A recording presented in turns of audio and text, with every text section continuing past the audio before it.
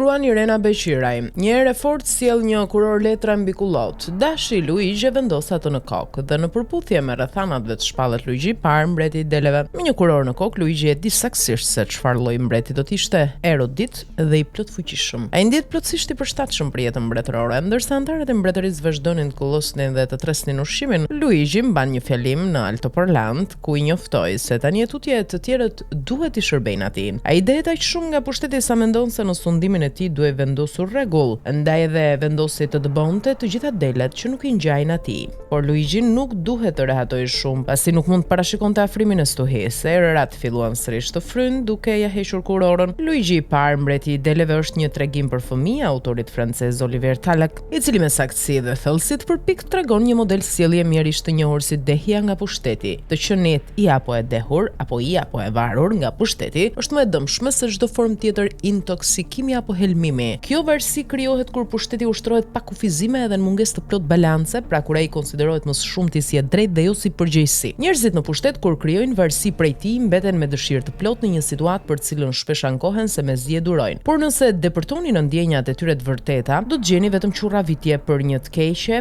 pa të cilën nuk bëjnë dot. Fundja nuk është e lehtë të shkëputesh nga një angazhim nëse krijon varësi nga shpërblimet e tij. Njerëzit në pushtet kur krijojnë varësi prej tij, përfundojnë sklever vullnetar të ambicjes së tyre. Përpiqen të vishën bukur, të rimodelojnë fytyrat ose trupin e tyre, por sërish mbeten të shëmtuar sepse bëjnë zgjedhje të shëmtuara. Përpiqen të diferencojnë veten nëpërmjet pozicionit, zyrës, elokuencës apo statusit, por brenda mbeten persona të vegjël, duke harruar se të pushtetshëm të bën mënyra se si u qëndron parimeve dhe mbi të gjitha se si arrin të qeverisësh veten. Pushteti nuk i bëri kurrë mbajtësit e tij të fuqishëm, përkundrazi ai zbuloi se sa të pafuqishëm, sa të dobët apo sa të friksuar ishin në thelb. Ky është mësimi më i vështirë për t'ju dhënë të rriturve sado inteligjent apo mundi hapur të duken. Ndaj francezi me humor, ndjeshmëri dhe ngrohtësi të jashtëzakonshme ofron atë si një mësim të rëndësishëm që merret që në fëmijëri kur për herë të parë prekim dinamikat e para të papërpunuara të pushtetit, të cilat përcaktojnë varësinë e dëshpëruar nga pushteti që shumë qenie njerëzore provojnë në moshë madhore.